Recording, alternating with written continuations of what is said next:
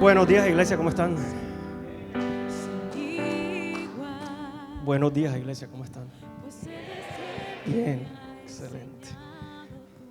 ¿Alguien más necesita esto? ¿No? ¿No? ¿Todos estamos bien? Okay. Hoy tengo el honor nuevamente de compartir la palabra con ustedes. De verdad que qué privilegio es abrir la palabra y recibir lo que el Señor hoy tiene para enseñarnos, para colocar y depositar en nuestro corazón. ¿Sí? Entonces, hoy tenemos una palabra poderosa. Si tienen sus Biblias ahí físicas o digitales, vamos a ir al segundo libro del Nuevo Testamento, el Evangelio según Marcos. Si van pasando por Malaquías, van por buen camino. Si llegaron a Apocalipsis, se fueron muy lejos, se regresan al segundo libro, el Evangelio según Marcos. Evangelio según Marcos. Vamos a ir al capítulo 5, comenzando en el verso 21, terminando en el verso 43. ¿Sí? Si ya lo tienen, me dice. ¿Sí? ¿Lo tienen? Si no, acá arribita están los versos también. El Evangelio según Marcos. Marcos tiene algo muy particular, ¿sí? Que Marcos son solo 16 capítulos, pero cada capítulo es rápido, ¿sí? Cada capítulo es rápido. Por eso son solo 16 capítulos, ¿sí? Pero Marcos tiene algo que lo caracteriza, y es que Marcos, con frecuencia, cuando está contando una historia, en medio de la historia, viene y coloca otra historia, inserta otra historia, ¿sí? Es un estilo literario que muchos conocen como el sándwich de Marcos. No me lo estoy inventando, ¿sí? Es algo. Se conoce como el sándwich de Marcos. ¿Por qué el sándwich? Porque Marcos comienza con una historia, inserta otra en el centro y luego regresa y concluye la primera historia, ¿sí? ¿Cuál es el propósito de ese sándwich? Es básicamente que esa historia intercalada ilumine y le dé más profundidad a la historia principal, ¿sí? Y esto es importante, iglesia. Quiero que lo tengan pendiente mientras leemos este pasaje. ¿Por qué? Porque precisamente este pasaje es uno de esos sándwiches, ¿sí? Entonces, ¿qué tal si hacemos algo? Para los que están así todavía como tratando de despertar si no tuvieron café. ¿Qué tal si se ponen de pie y leemos la palabra del Señor? ¿Sí? Marcos capítulo 5, verso 21, capítulo 5, comenzando en el verso 21. Después de que Jesús regresó en la barca al otro lado del lago, se reunió alrededor de él una gran multitud, por lo que él se quedó en la orilla. Llegó entonces uno de los jefes de la sinagoga, llamado Jairo. Al ver a Jesús, se arrojó a sus pies y le suplicó con insistencia: mi hijita se está muriendo. Ven, pon tus manos sobre ella para que se sane y viva. Jesús se fue con él y lo seguía una gran multitud, la cual se agolpaba sobre él. Había entre la gente una mujer que hacía 12 años padecía de hemorragias. Había sufrido mucho a manos de varios médicos y se había gastado todo lo que tenía, sin que le hubiera servido de nada, pues en vez de mejorar, iba de mal en peor. Cuando oyó hablar de Jesús, se acercó a él por detrás entre la gente y tocó su manto. Pensaba: si logro tocar siquiera su manto, quedaré sana. Al instante cesó su hemorragia y se dio cuenta de que su cuerpo había quedado libre de esa aflicción. Al momento, Jesús se dio cuenta de que había salido poder de sí mismo. Así que se volvió hacia la gente y preguntó: ¿quién ha tocado mi manto? ¿Ves que te apretuja la gente?, le contestaron sus discípulos, seguramente Pedro. Y aún así preguntas: ¿quién me ha tocado?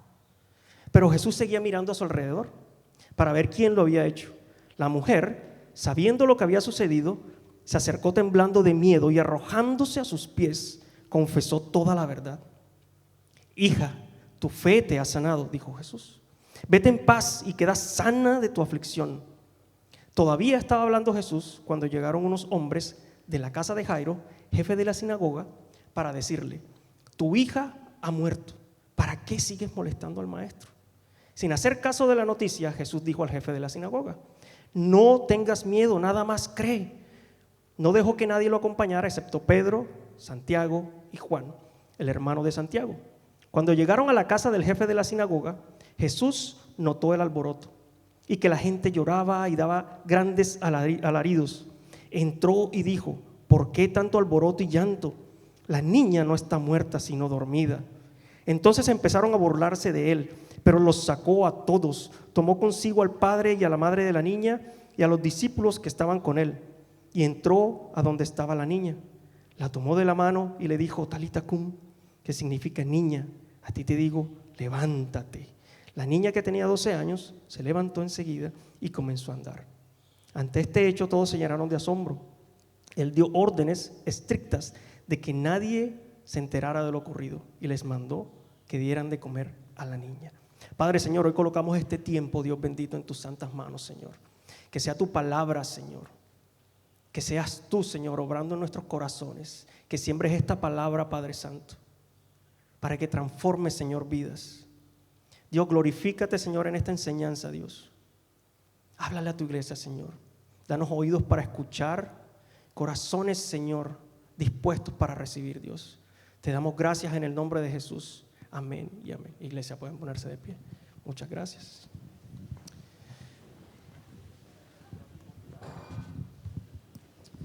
Con su permiso me quito esto.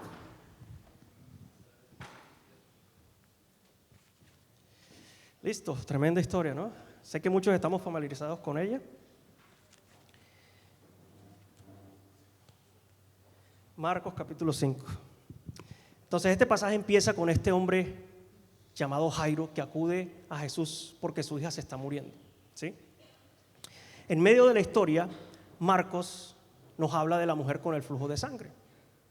Y luego regresa y concluye la historia de Jairo. Un sándwich, ¿sí se dan cuenta? ¿Por qué del sándwich? Porque ambas historias están conectadas, ¿sí? Jairo, el líder de la sinagoga, y esta mujer están profundamente conectados. Pero se preguntarán: ¿cómo así que conectados, Marvin? ¿Cómo así que conectados? Si en la superficie Jairo y la mujer están en extremos completamente opuestos, ¿sí? Jairo era conocido, la mujer era anónima. Jairo, por su posición, posiblemente tenía dinero. Esta mujer, la palabra nos dice que gastó todo su dinero en doctores y no mejoraba, iba de mal en peor. Jairo era el jefe de la sinagoga. Esta mujer, por su condición, tenía prohibido entrar a la sinagoga.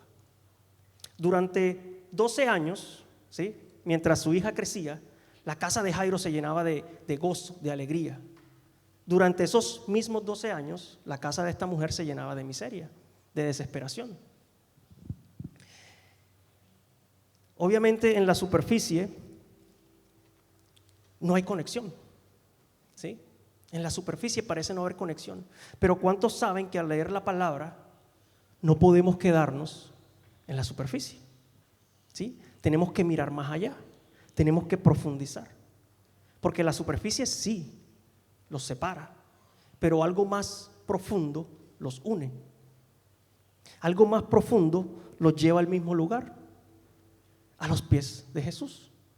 ¿Cómo es que dos personas tan distintas terminan en el mismo lugar?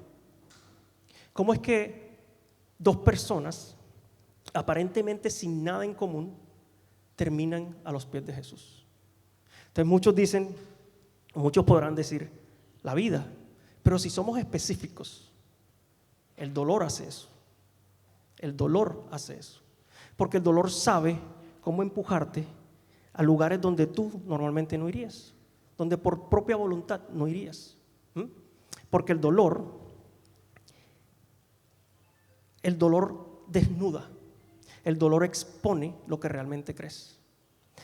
Hace un par de semanas atrás, mi hijo Elijah, el mayor, tuvo un accidente en el colegio, ¿sí?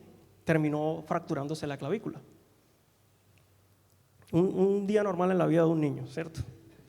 Terminó fracturándose la clavícula y obviamente En el colegio lo llevaron a la enfermería, le prestaron los primeros auxilios, le dieron esta medicina súper fabulosa para aliviar el dolor, el Panadol. Y mientras esperaban que yo llegara, yo llego y me encuentro con Elijah obviamente llorando del dolor. El dolor era bastante intenso. A ese punto me doy cuenta que el Panadol no sería suficiente. Había que ir al hospital. Y así pasa con nosotros. Muchas veces el dolor es lo único que nos lleva al lugar correcto, a los pies de Jesús. ¿Sí? Las dificultades, los contratiempos, las tragedias nos llevan a lugares donde por voluntad propia no iríamos. Cuando la vida te ha golpeado tan duro, cuando el dolor es tan intenso que no puedes soportarlo, de repente te encuentras a los pies de Jesús, gritando, clamando como lo hicieron ciegos y leprosos: Jesús, Hijo de David, ten compasión de mí, te necesito. Ahora, podemos ser honestos, iglesia. ¿Sí? ¿Podemos ser honestos? ¿Sí? Que 3 personas quieren ser honestas. ¿Podemos ser honestos, iglesia? Sí. Ok. Miren que ustedes lo pidieron, ¿eh? Muchas veces, rara vez, Jesús es nuestra primera opción. Muchas veces es la última. Muchas veces es la última. Y me causa mucha curiosidad, porque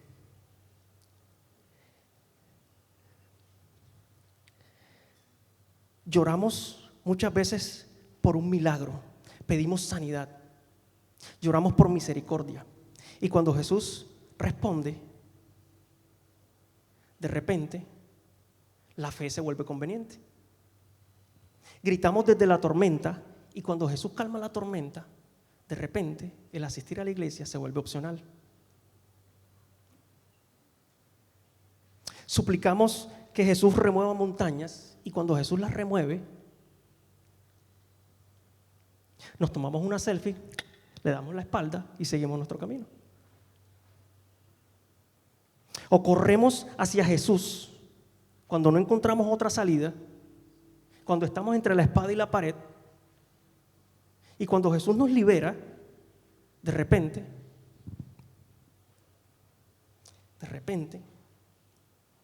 salimos corriendo en dirección contraria. Y me causaba curiosidad porque a pesar de eso, a pesar de todo eso,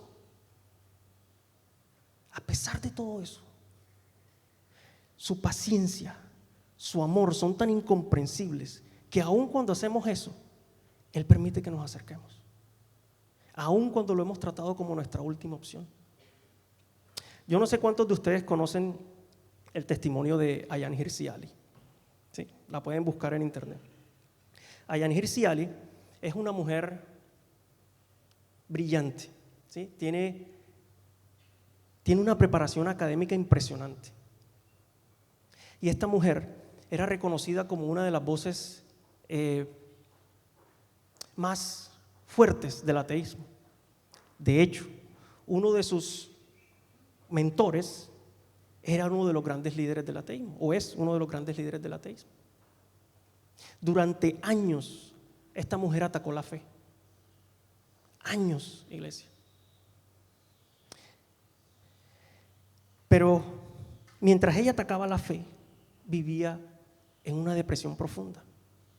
No hubo terapia, no hubo medicamento, no hubo libro que le diera la respuesta que ella estaba buscando.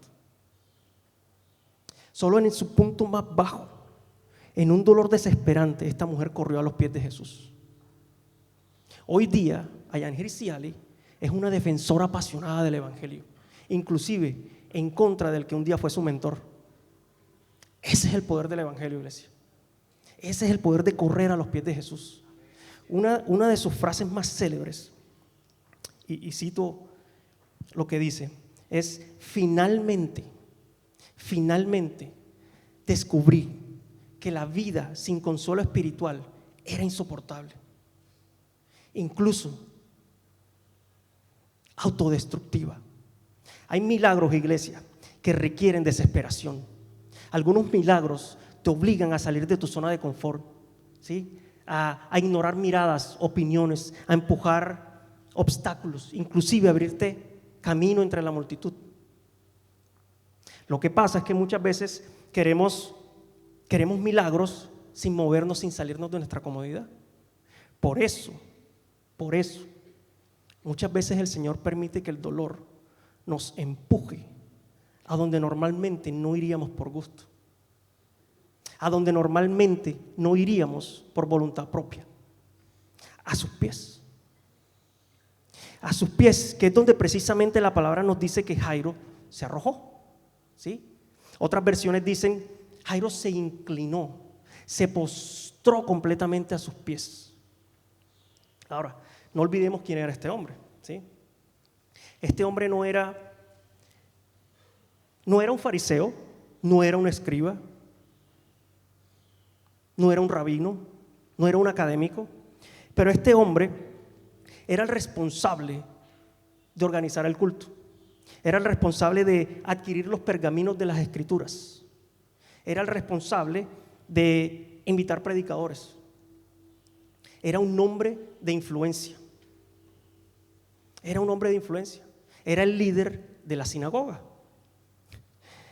Era el líder de la sinagoga, del mismo lugar donde fariseos y escribas se reunían para discutir acaloradamente cómo destruir el ministerio de Jesús, donde planeaban cómo eliminarlo, donde planeaban cómo desmentir su autoridad.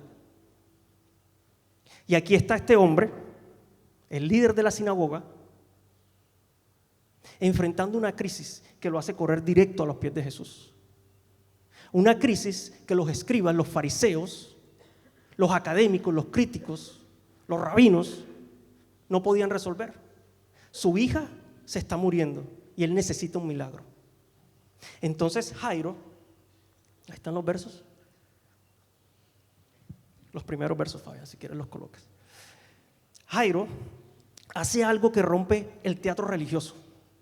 Jairo hace algo que conmueve el corazón de Jesús.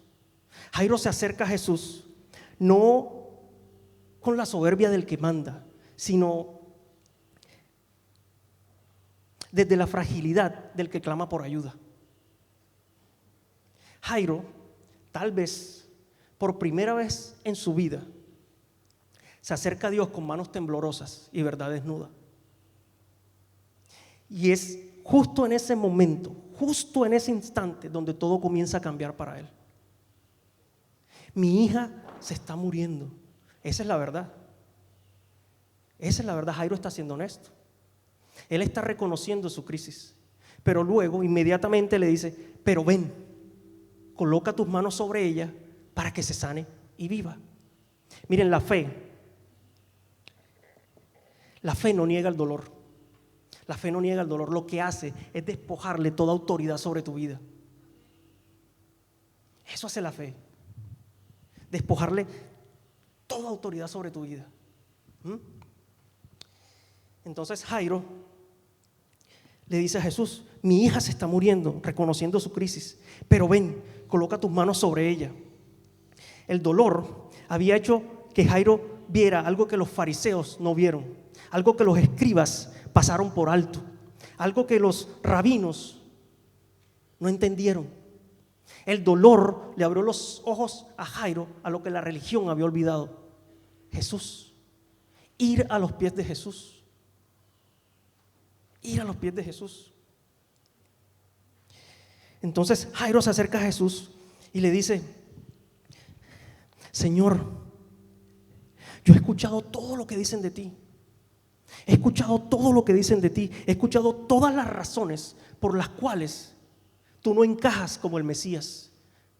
He escuchado los rumores, las burlas, los malos comentarios, he leído las reseñas, las voces de la religión, pero también he escuchado cómo sanaste al hombre de la mano seca, cómo levantaste al paralítico que bajaron por el techo, cómo devolviste la vista a los ciegos, cómo hiciste caminar a los cojos, cómo expulsaste demonios. Yo no necesito, Señor, una religión. Yo no necesito buenas obras. Yo no necesito un fariseo. Yo no necesito un escriba. Yo necesito al hacedor de milagros, al que abre caminos. Yo necesito al Rey de Reyes, al Señor de Señores, a la esperanza de gloria. Yo necesito al Dios fuerte. Yo te necesito a ti, Jesús. Así se acercó Jairo. A veces nosotros nos sorprendemos cuando llegamos y vemos a gente saltando, llorando, gritando, moviendo las manos por todos lados. Y uno a veces no sabe ni para dónde esquivar.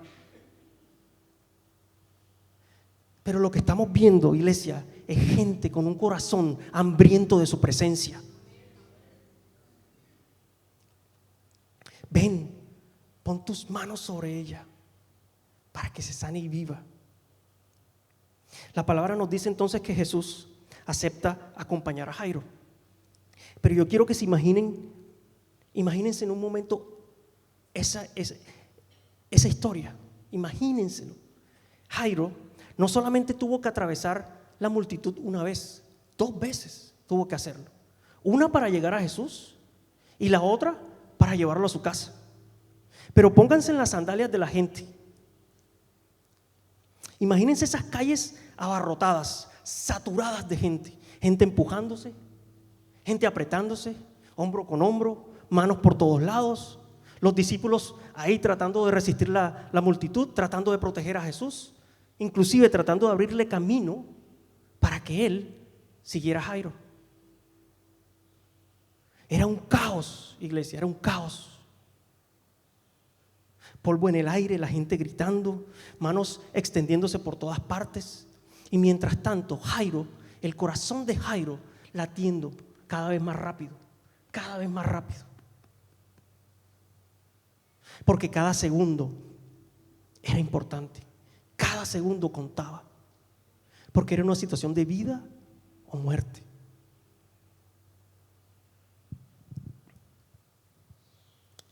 De repente, alguien más está desesperado. De repente, mientras Jesús camina y Jairo está mirando si Jesús viene, ya falta poco, Señor. Señor, ya falta poco.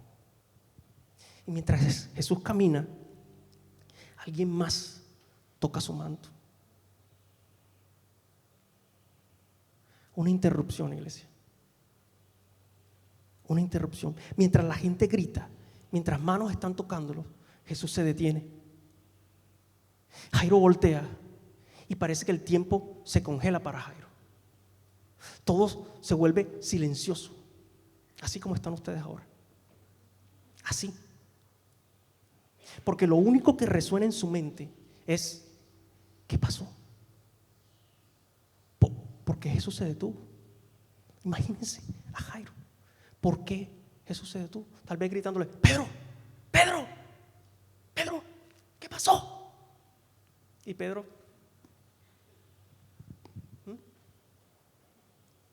¿por qué Jesús se detuvo? Jesús se detiene porque precisamente, justo en ese momento, una mujer que llevaba sangrando 12 años, iglesia, 12 años. Aquí no estamos hablando de lo que normalmente las mujeres experimentan. Estamos hablando de un sangrado continuo, un tiempo largo de sufrimiento, iglesia. Por eso su dolor era distinto, porque su dolor no era nuevo, su dolor no era repentino, su dolor la había acompañado durante 12 largos años. 12 largos años. Hay un peso diferente, iglesia, en el sufrimiento prolongado. Hay un peso diferente. Porque cuando algo dura tanto tiempo,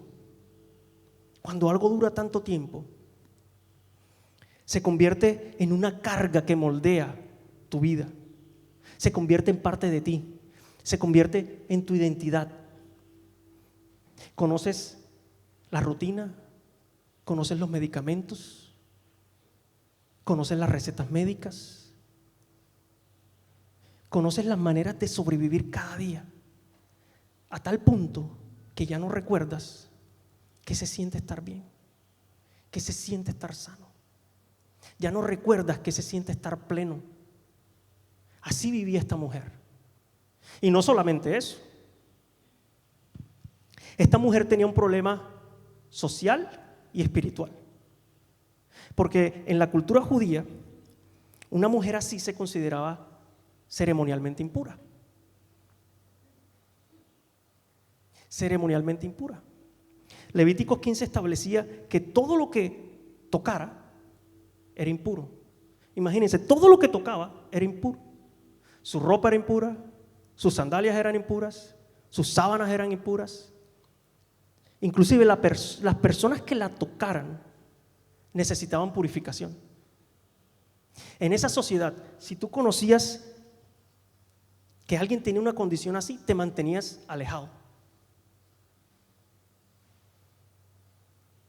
Es decir, que esta mujer no podía ir a la sinagoga. Esta mujer no podía tener relaciones normales. Esta mujer no podía acercarse libremente a la comunidad sin anunciarse impura, impura. Esta mujer no podía tener relaciones matrimoniales, es decir, que vivía marginada, rechazada. Y aún así, la palabra nos dice luego, verso 26, que a lo largo de los años había sufrido mucho a mano de muchos doctores y había gastado todo lo que tenía, pero en lugar de mejorar, empeoraba. ¿Cuántos de nosotros hemos buscado soluciones que nunca funcionaron?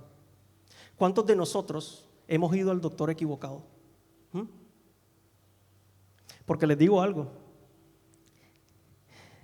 el doctor del dinero no va a sanar tu vacío. El doctor del entretenimiento no va a sanar tu soledad. El doctor del éxito no va a sanar tu identidad. El doctor del placer no va a sanar tu abuso. El doctor de las adicciones no va a sanar tu vergüenza. Porque el mundo lo que hace es adormecer tu dolor. Eso es lo que hace el mundo. Pero hoy les vengo a decir que hay un gran médico que no tiene lista de espera, que acepta a todos los pacientes y que su porcentaje de éxito es 100%. Su nombre es Jesús y es el que nos dice: vengan a mí todos los que están cargados y cansados, que yo les daré descanso. Jesús no solamente alivia tu dolor, Jesús tiene la autoridad de restaurar tu vida, tiene el poder de sanar tu corazón, de darte esperanza donde antes solo había desilusión, donde antes solo había resignación. Ese es el poder de Jesús, de su autoridad. Ahora, yo conversaba con una amiga que es doctora y cuando los niños nos dejaban hablar, ella me explicaba cómo físicamente para esta mujer lo difícil que era o lo difícil que pudo ser, y definitivamente tuvo que ser muy debilitante para ella. Pero me hacía pensar esto, que había algo aún más devastador, y tristemente es lo que la iglesia a nivel global hoy experimenta. Lo más devastador para esta mujer era que su condición no le permitía concebir. Y esa es la condición que afecta a la iglesia hoy día. Por eso es importante recibir sanidad, iglesia. Por eso es importante recibir sanidad. Porque la sanidad no es solamente para ti, no es solamente para tu cuerpo. Se trata de restaurar tu capacidad de dar fruto, de concebir, de reproducir vida sin transmitir las cicatrices de aquello que no sanaste. Porque cuando no sanas, terminas sangrando continuamente sobre personas que no te lastimaron. Por eso es importante recibir sanidad, iglesia.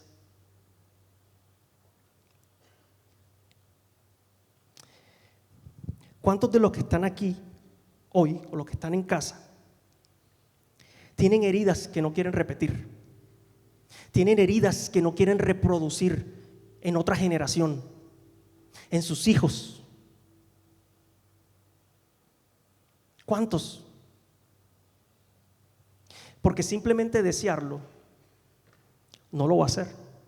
Porque simplemente jures que no vas a cometer los mismos errores que cometieron tus padres o las personas que te hicieron daño, no simplemente por eso va a suceder.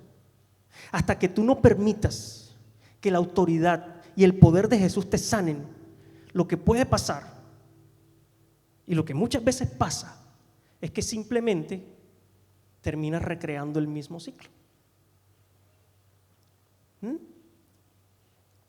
Ahora, ¿cómo sabemos cuando nuestra sanidad está completa? ¿Cómo sabemos cuando nuestra sanidad está completa?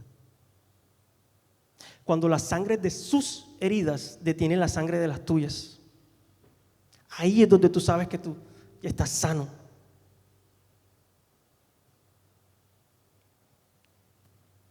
Después de 12 años de dolor, de sufrimiento,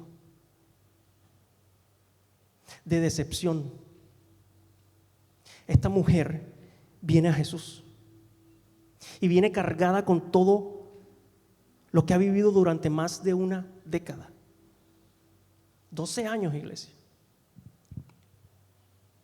Viene con toda esa desesperación, toda esa fatiga, todo ese rechazo, toda esa espera. Y cuando se acerca a Jesús, se acerca en lo secreto. Se acerca a Jesús y no anuncia su presencia. Y las razones son obvias. Porque tenía miedo de que la rechazaran. Temía que si ella confesaba su condición, simplemente no la dejarían acercarse a Jesús. Ella sabía que los rabinos o que un hombre santo no le hablaría ni se le acercaría.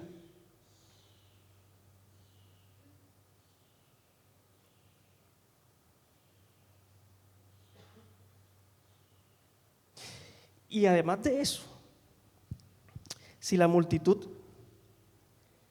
se enteraba de su condición, simplemente la alejarían, simplemente no la dejarían tocar a Jesús. Entonces el camino se hubiera vuelto aún más difícil, aún más difícil. Pero esta mujer cargaba una convicción distinta, iglesia. Esta mujer tenía una convicción tan firme, a pesar de que todos o la multitud estaba tocando a Jesús y nadie estaba siendo sanado simplemente por el contacto. Esta mujer tenía una convicción distinta. Miren lo que dice el verso 28. Si tan solo tocara su túnica, quedaré sana. Eso no era superstición, iglesia. Eso no era fantasía. Eso no era poder mental. Eso era una convicción que la impulsó a actuar a pesar de los obstáculos, que la llevó a empujar la vergüenza, la barrera de la multitud. Era una convicción que no dependía del entendimiento humano, de la lógica humana. Era una convicción en que Jesús podía y quería sanarla. Entonces la palabra nos dice que ella gritaba, si tan solo tocara su túnica. Pero eso no es lo que dice el verso, ¿cierto? Pensaba. Exacto, pensaba. Es decir, que esta mujer no está gritando. Esta mujer no está ni siquiera susurrando. No está haciendo ni siquiera audible esas palabras. Esa mujer cargaba esa convicción en la autoridad de Jesús. Se decía a sí misma, en su corazón, si tan solo tocara su túnica, seré salva, seré sana. Si tan solo tocara su túnica, seré sana, seré sana. Ustedes quieren saber cuál es la verdadera medida de la fe. No miren lo que dicen en público, miren lo que se dicen en lo secreto. Miren lo que se dicen en lo secreto. No miren lo que se dicen en público. Porque lo que tú confiesas en lo íntimo es lo que revela bajo qué autoridad tú vives. No es lo que publicas en las redes. El grado en el que la fe se manifiesta en lo externo depende es de eso. ¿Bajo qué autoridad tú vives? Porque cuando sabes bajo qué autoridad tú vives, lo que tú confiesas y lo que tú crees termina revelándose en lo público. Entonces, iglesias, ¿qué es lo que nosotros estamos confesando? ¿Qué es lo que nosotros estamos creyendo? ¿Bajo qué autoridad nosotros estamos viviendo? ¿Qué es lo que estás afirmando? ¿Qué es lo que tú afirmas cuando estás a solas con Jesús? Cuando no estás bajo la mirada de un público. ¿Qué estás afirmando? Porque el toque de esta mujer, si nos damos cuenta, no era casualidad, no fue superstición, nada de eso, iglesia. Era la expresión de un corazón que confiaba en la autoridad de Jesús, en el poder de Jesús. Ahora, si ustedes notan, la palabra en ningún momento nos dice que de toda la multitud, de todos los que tocaban a Jesús, alguien más, aparte de ella, recibió sanidad. La palabra no registra eso, porque seguramente la multitud lo tocaba. Iglesia, no toda mano que lo toca es un corazón que lo reconoce.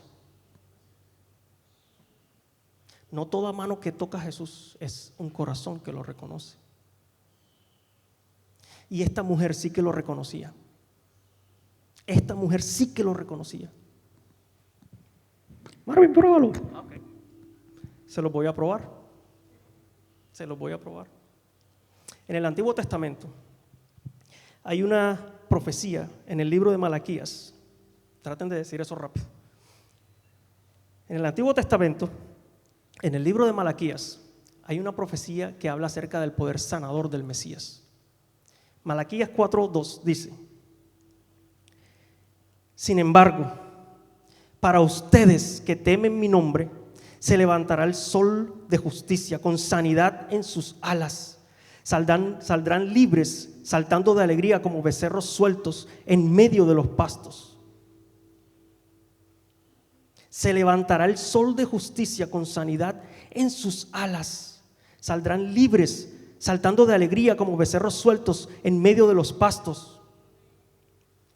Miren, los judíos habían crecido entendiendo que sus alas eran los flecos del manto del Mesías. Es decir, el borde, la orilla de la túnica del Mesías. Esos flecos básicamente eran hilos largos anudados, es decir, tenían nudos, ¿sí? Cada nudo, tenían 5 nudos, cada nudo representaba básicamente la Torá, ¿sí? Génesis, Éxodo, Levíticos, Números, Deuteronomio. Y va más profundo que eso, iglesia. Pero sepan en este momento que básicamente los judíos crecieron entendiendo que los flecos, lo que ellos llaman las borlas, era eso. Hacía referencia al poder sanador del Mesías. Ahora, Jesús usaba esos flecos. Los fariseos usaban esos flecos. Pero esta mujer tenía una convicción tan distinta que ella sabía que esta profecía se cumplía en Jesús, no en más nadie. Esta mujer sabía que no todo manto tenía poder, que no todo manto sanaba. Por eso esa mujer toca el borde, y cuando ella toca el borde del manto de Jesús, es como si todo el cielo lo hubiera tocado a ella. Es como si una transferencia divina de poder se hubiera depositado en su cuerpo. Por eso es que Jesús se detiene y Jesús pregunta: ¿quién me tocó? ¿Quién me tocó? Esa era la comprensión que ella tenía de la autoridad de Jesús. ¿Quién me tocó? Ahora, yo no sé ustedes, iglesia, pero yo quiero ese tipo de convicción para nosotros. Una convicción que interrumpe al Hijo de Dios. Una fe tan extrema que interrumpe el camino del Hijo de Dios. Mi oración es que nuestras lágrimas sean tan sinceras, nuestra pasión por Él sea tan fuerte, nuestras oraciones sean tan auténticas, nuestra alabanza, como alabamos hoy, sea tan vibrante, tan intensa, que el Rey del universo, el Dios Todopoderoso, incline su rostro y pregunte: ¿quién me tocó? ¿Quién me tocó? Porque ¿qué tal si de este lado del cielo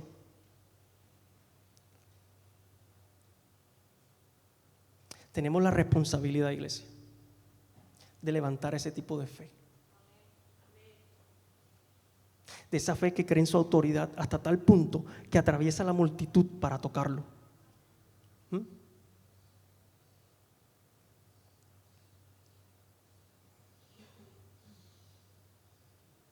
Esta mujer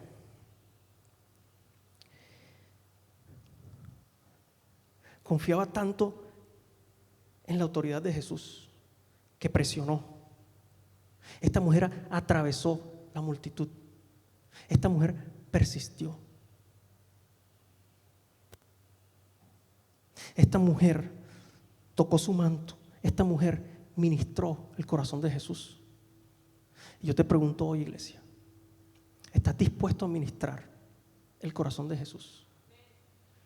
¿Estás dispuesto a empujar? ¿Estás dispuesto a persistir?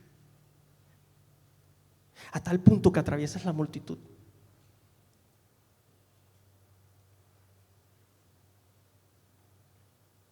¿Cómo tocamos el corazón de nuestro Señor? ¿Cómo ministramos el corazón de Jesús? ¿Cómo tocamos su manto? Cuando exaltamos, iglesia, su carácter, su virtud en la adoración. Cuando presentamos nuestras ofrendas. Cuando abrimos la Escritura en reverencia y la dejamos que nos transforme.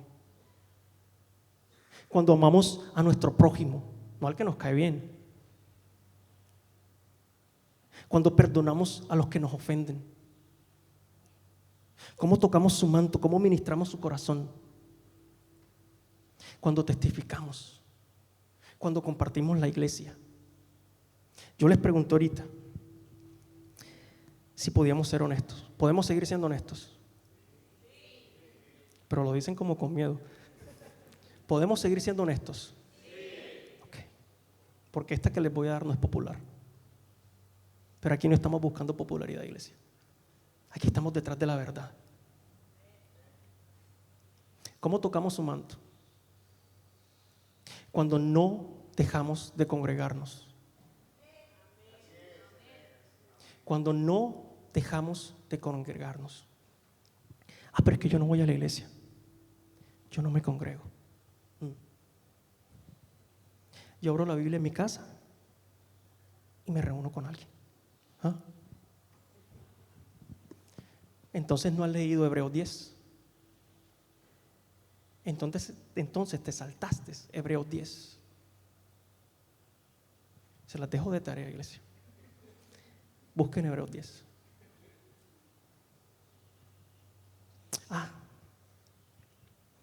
Pero es que yo puedo adorar a Dios desde mi casa. Sí, claro. Dios conoce la intención de mi corazón, por supuesto. Y la conoce mejor que tú. La conoce mucho mejor que tú. Y les digo algo. Dios no solo distingue entre el que lo toca con autenticidad al que lo empuja por compromiso. Dios distingue entre el que ama a su iglesia y el que por orgullo la rechaza.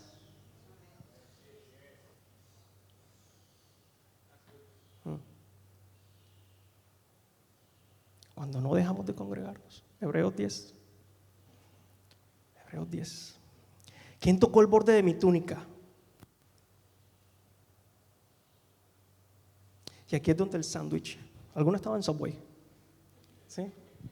Aquí es donde ya están pasando el Subway y te preguntan, ¿qué más le ponemos?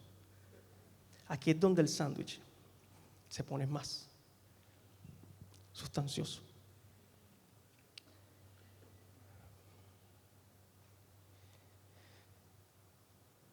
Jesús va de camino a casa de Jairo, ¿cierto? A sanar a su hija de 12 años. Y en ese punto se encuentra con una mujer de 12 que lleva 12 años sangrando. En ese punto la mujer recibe su milagro. Pero fíjense que ese no es un detalle al azar. Ese no es un detalle al azar. Porque básicamente eso marca el reloj profético de Dios que está marcando un encuentro divino. Este es el punto donde los 12 convergen. Porque el 12 en la Biblia no es un número cualquiera. 12 hijos de Jacob, 12 tribus de Israel, 12 piedras preciosas en el pectoral del sumo sacerdote, 12 discípulos de Jesús. Sí, Judas fue reemplazado por Matías, yo diría que es Pablo, pero eso se puede discutir después. 12 puertas en la Nueva Jerusalén. Desde el Antiguo Testamento hasta el Nuevo Testamento. La palabra 12 habla de gobierno, habla de alineación, habla de estructura, habla de poder, pero sobre todo habla de autoridad. El 12 habla de autoridad. Autoridad establecida, autoridad inquebrantable. Entonces, ¿qué es lo que está comunicando la palabra con esos dos 12 que convergen? Que no hay, iglesia, no hay absolutamente nada que esté por encima de la autoridad de Dios. Nada. Esa es la verdad que en el Evangelio de Marcos se proclama en esos 16 capítulos. Que no importa ceguera, no importa sordera, no importa cadena, no importa tormenta, no importa enfermedad, no hay nada, absolutamente nada por encima de la autoridad de Dios.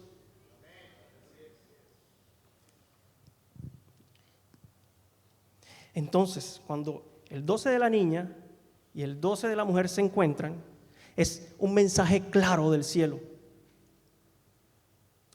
Que todo lo que parece, palabra clave, iglesia, parece.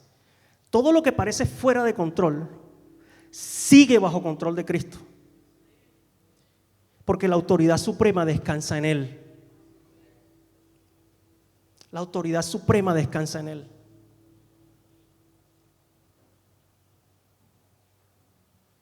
Ahora, yo sé que muchos habrán escuchado este pasaje antes. Y muchas veces el enfoque que se le da es acerca de la fe. Pero créanme, este pasaje es mucho más que acerca de la fe. Sí, la fe es importante, no me malinterpreten. La fe es vital para nosotros, es necesaria. Pero una fe que está desligada de su autoridad es una fe que es frágil, es una fe que es fácil de sacudir, es una fe que es condicional. Por eso nuestra fe tiene que estar anclada a su autoridad. Tiene que estar anclada a la verdad de que Dios lo puede todo, de que su palabra es definitiva y que Él gobierna tanto en el cielo como en la tierra.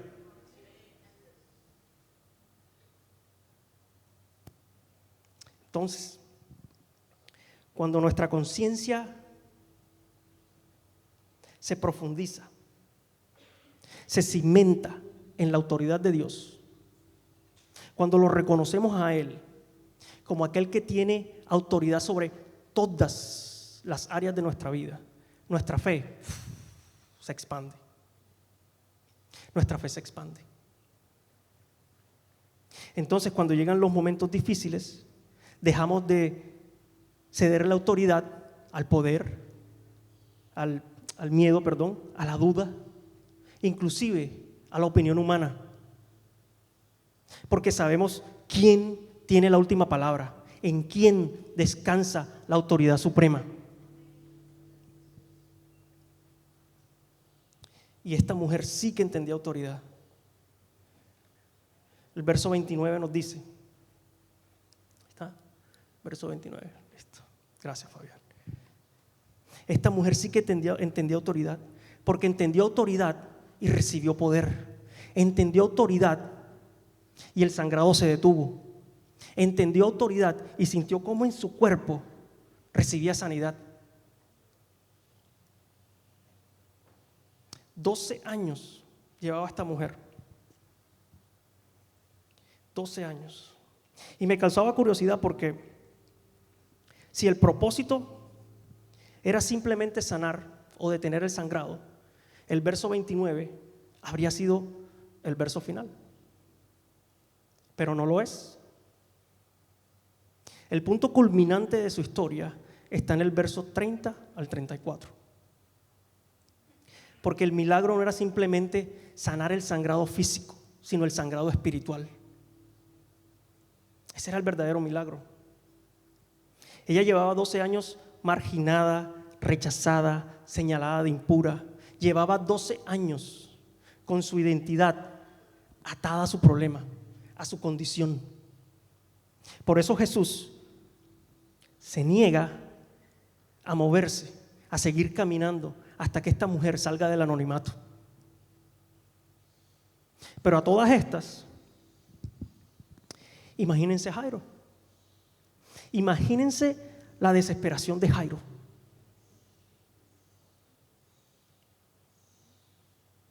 Imagínense la mirada atónita de Jairo al ver que Jesús no solamente se detiene, sino que ahora está esperando que la persona que lo tocó salga al frente. Jesús, mi Señor, ¿qué estás haciendo? Mi hija se está muriendo. Lo mío es una emergencia. ¿Cuántos de nosotros hemos hecho esa pregunta a Jesús? Lo mío es una emergencia. Apresúrate, Señor. ¿Por qué te detienes justo cuando más te necesito?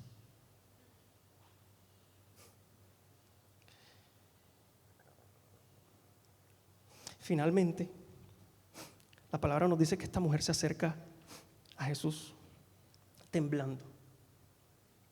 Se acerca temblando. Y la Escritura dice, verso 33, que arrojándose a sus pies, confesó. ¿Confesó qué? ¿Qué? Toda la verdad. ¿Confesó qué? Toda la verdad. Aquí me voy a meter en problemas. En mi experiencia, si esta mujer es como mi esposa, cuando me cuenta algo, no omite ni un solo detalle. Es decir, que la palabra nos dice que esta mujer confesó ¿qué? Toda la verdad. Cada detalle, iglesia, cada rechazo, cada lágrima, cada año. Y no estamos hablando de 1, 2, 3, 4, 8, estamos hablando de 12 años de sufrimiento. Y esta mujer le confesó toda la verdad a Jesús. ¿Ustedes se imaginan cuánto duró esa conversación? Yo creo que por eso no la registraron. Toda la verdad. Toda la verdad. Lo más hermoso de todo es que Jesús se toma el tiempo y la escucha. Y a veces nosotros confundimos la ausencia del Señor cuando realmente Él está detenido escuchándonos.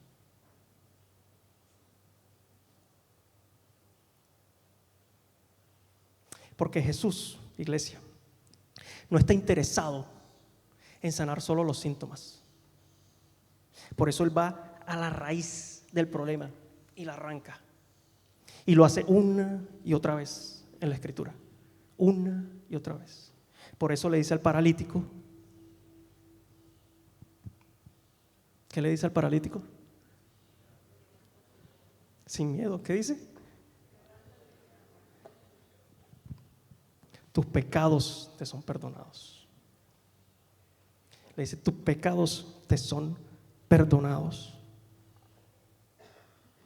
Ay, Señor, gracias. Yo venía a que me recuperara de las piernas. Pero como Jesús lo sana de las piernas, pero no perdona sus pecados, Jesús sabe que si lo sana de las piernas, Él va directo a caminar al pecado. Por eso Jesús va a la raíz del problema y la arranca. Y lo hace una y otra vez en la palabra. Y es lo que hace con esta mujer. Mientras tanto, Jairo está mirando a Jesús. Señor, pero ya la sanaste. Ahora te tienes que quedar hablando con ella. Apresúrate, Señor, que mi hija te necesita. Apresúrate. Apresúrate. Yo les decía al comienzo que el propósito de la historia intercalada era iluminar y profundizar, darle más profundidad a la historia principal. Dios, Jesús, le está mostrando algo a Jairo. Jairo, la misma manera en la que tú amas a tu hija, yo amo a las mías, porque ella es mi hija y yo no voy a dejar que se vaya hasta que yo no le devuelva la integridad, el valor, la virtud, la identidad.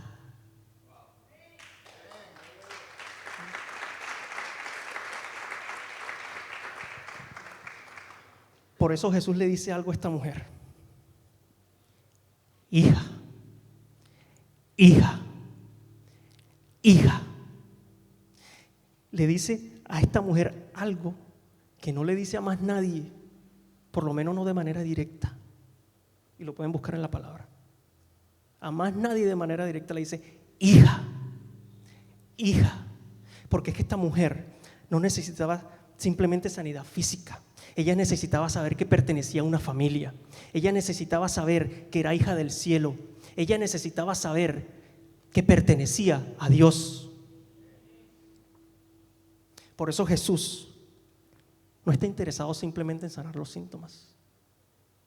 Él va a la raíz del problema. Porque el milagro no termina en su cuerpo, empieza en su identidad.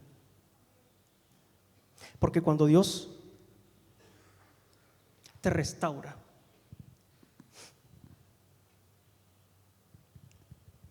cuando Dios te restaura, Él restaura quién eres tú. Una hija, un hijo de Dios. Porque esa es la verdadera forma en que la sanidad se vuelve permanente. Esa es la verdadera forma en que la sanidad es permanente.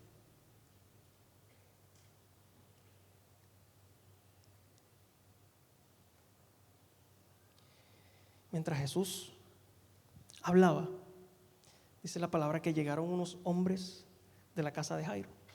Verso 35. Sin necesidad de palabras, Jairo puede ver en sus rostros las palabras que seguían. Tu hija está muerta.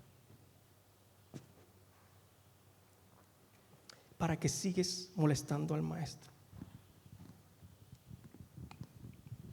Recuerden, iglesia, la idea de la historia intercalada es darle más profundidad a la principal. Romanos 10 dice que la fe viene por el oír y el oír. ¿Por qué? Por la palabra de Dios. La fe viene por el oír, pero el miedo también viene por el oír. El miedo también viene por el oír. El miedo también viene por el oír.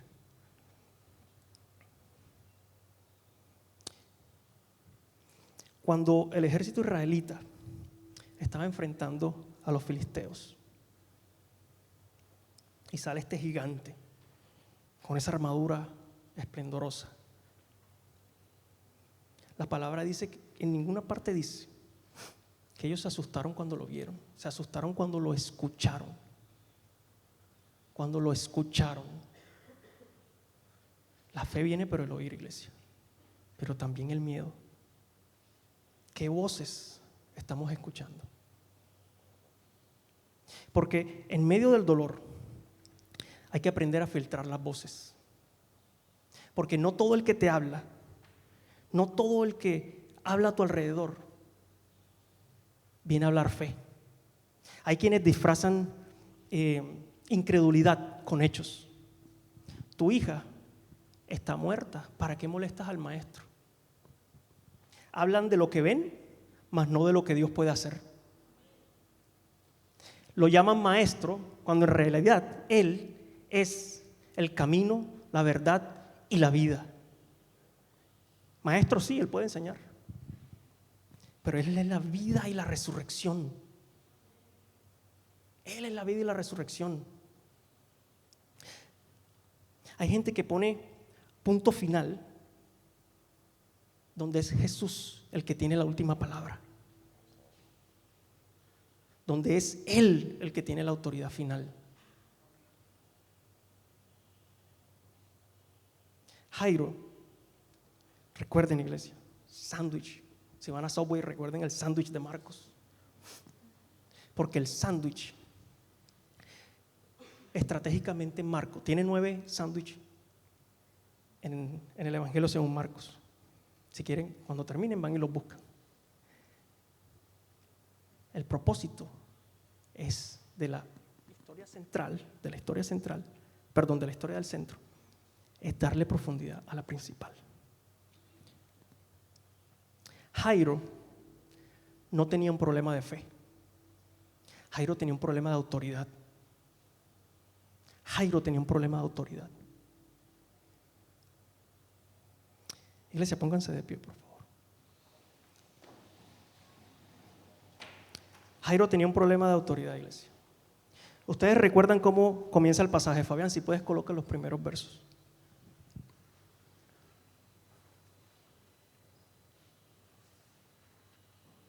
Solo el primer verso, Fabián, si puedes. Listo. Miren cómo comenzó la historia. El jefe de la sinagoga, llamado Jairo, al ver a Jesús, se arrojó a sus pies. Jairo no tenía un problema de fe, iglesia. Muchos de nosotros no tenemos un problema de fe. Tenemos un problema de autoridad. Esto que hizo Jairo es monumental, es supremamente significativo en la cultura judía, porque ellos nos inclinan ante otro hombre. Esa postura la reservan solo para Dios. ¿Qué está haciendo Jairo al arrodillarse a Jesús? Con su acción está declarando su fe en Él, en que Él es Dios. En que Él es Dios. Pero su fe estaba desconectada de la autoridad de Jesús. Su fe estaba desconectada de la autoridad de Jesús.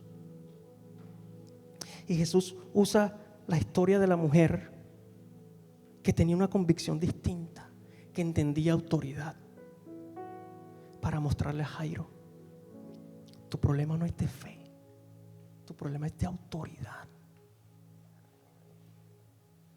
¿Bajo qué autoridad estás viviendo?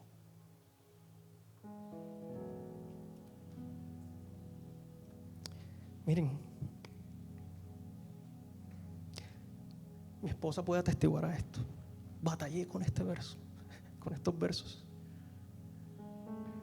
Batallé con estos versos, iglesia.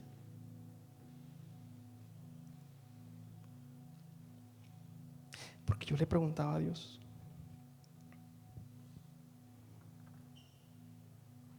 Señor,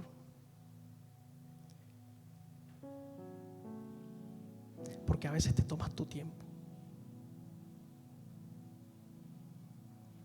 porque a veces no te apresuras, porque a veces no te inquietas.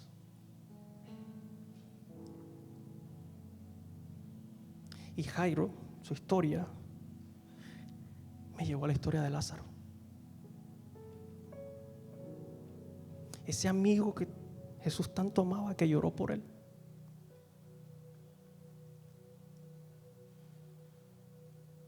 que cuando se enteró, lo amaba tanto que cuando se enteró,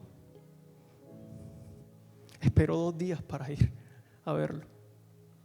Y cuando llegó, ya llevaba 4 días muerto. Señor, yo pensé que cuando tú amas a alguien, tú corres. Yo pensé que cuando tú nos amas, tú te apresuras.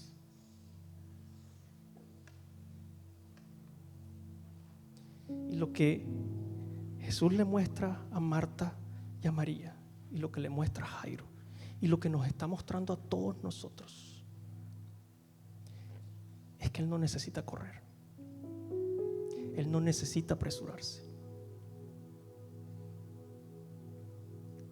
Porque tal es la autoridad que Él tiene, que no corre, que no se apresura. ¿Por qué, Señor? ¿Por qué? Porque cuando me tomo mi tiempo es porque estoy seguro del resultado. Y porque está tan seguro del resultado es por la autoridad que Él tiene. Por eso Dios no corre. Él se toma su tiempo porque Él está seguro del resultado. Él no corre porque ya Él conoce el final. Él no se apresura porque su propósito siempre se cumple. Él no se inquieta con tu reloj o con tu calendario, porque su tiempo siempre es perfecto. Siempre. Jesús le está diciendo a Jairo y a nosotros, iglesia, no importa lo urgente que parezca, no importa lo imposible que se vea,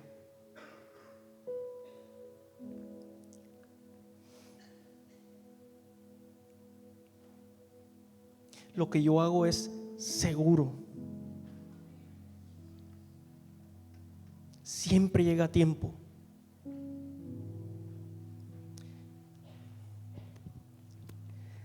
La prueba de que tú reconoces su autoridad, iglesia, es que confías en su tiempo.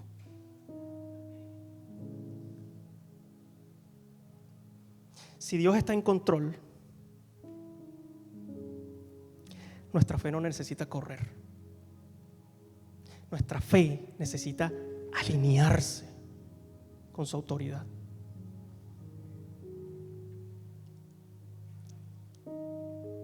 Necesita alinearse con su autoridad, porque eso es lo que transforma desesperación en milagro, espera en victoria. La palabra nos dice entonces en los últimos versos que Jesús llega a casa de Jairo, toma la mano de la niña y Él no grita. La fuerza del texto original está en la forma en que Jesús le habla a la niña. Es como cuando yo despierto a mi niña que está haciendo una siesta, está durmiendo. Yo no voy, Shiloh, levántate. Bueno, mentira, a veces. Pero cuando yo la veo dormida, yo le susurro, mi amor, levántate. Esa es la fuerza del texto original. Mi amor, levántate. Levántate. Ese es el poder de su autoridad, iglesia. Porque lo que para nosotros parece definitivo, para Él es temporal. Porque lo que para nosotros parece el final, para Él es temporal. Levántate. Para Dios, la muerte y el sueño no son diferentes. Ese es el nivel de autoridad que Él tiene. Levántate.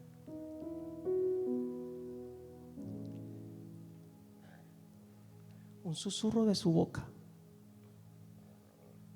y la vida regresa.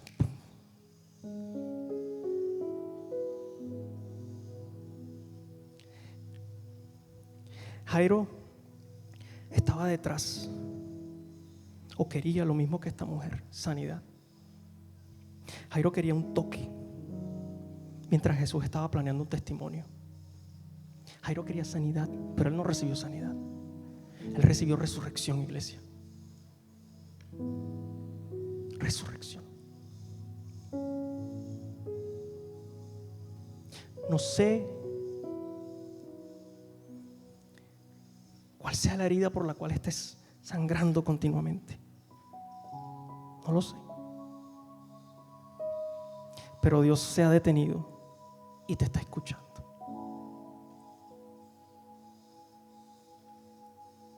Dios te está escuchando.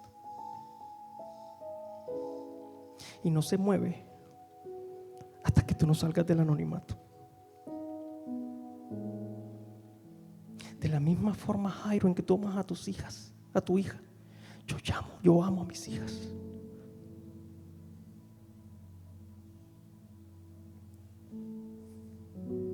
Él tiene la autoridad, iglesia, de restaurar, de sanar, de restituir. De la misma forma en que tú amas, yo amo. Por eso me colgué en esa cruz.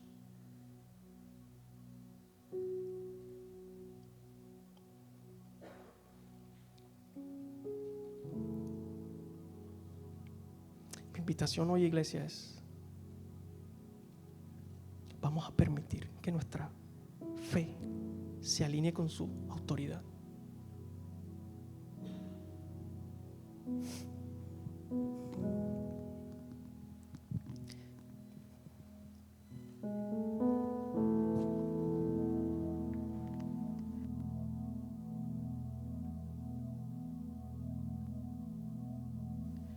Vengo a ti, Señor.